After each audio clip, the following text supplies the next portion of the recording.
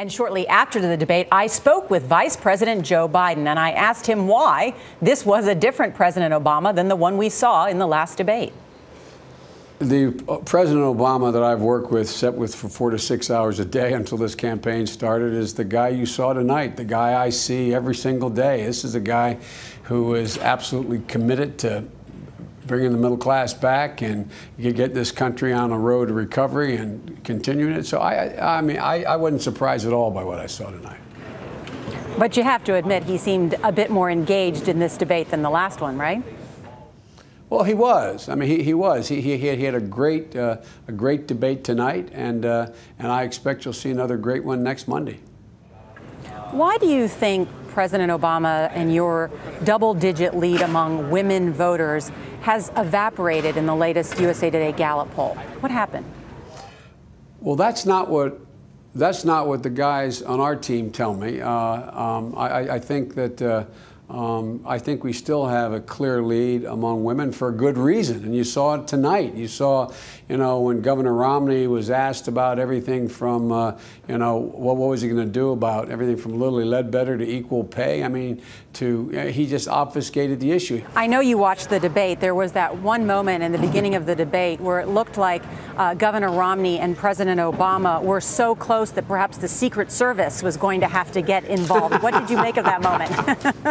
Well, I thought that was real. I mean, see, the thing I liked about this debate, it was so real.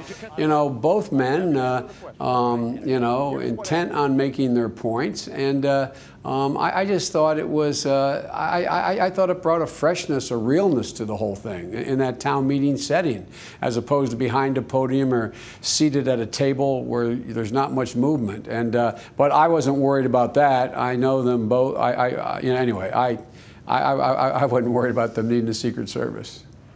Well, speaking of stylistic things that happened at debates, I want to ask you about your own debate with Paul Ryan. As you know, Saturday Night Live had a field day with that afterwards. It was good, wasn't it? Do you think your laughing at Paul Ryan was overdoing it a bit? Some people said that they didn't like it.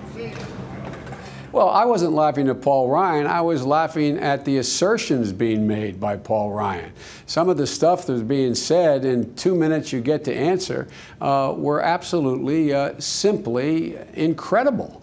And so, I mean, it's fascinating how Paul Ryan, Congressman Ryan, has run away from the Ryan budget and his voucherizing of Medicare, which he got passed in the Republican House of Representatives, and Governor Romney said were he president he would sign it. All of a sudden, somehow, they're for all of that. It's laughable. Mr. Vice President, I have to ask you about another thing that happened in tonight's debate between Governor Romney and President Obama. It was on the issue and when there was a question asked about equal pay, and Governor Romney talked about filling his own cabinet in Massachusetts, where he said he was not presented with any women to fill his cabinet. So he said that he, quote, went to a number of women's groups and said, can you help us find folks? And they brought us whole binders full of women. What did you make of that remark?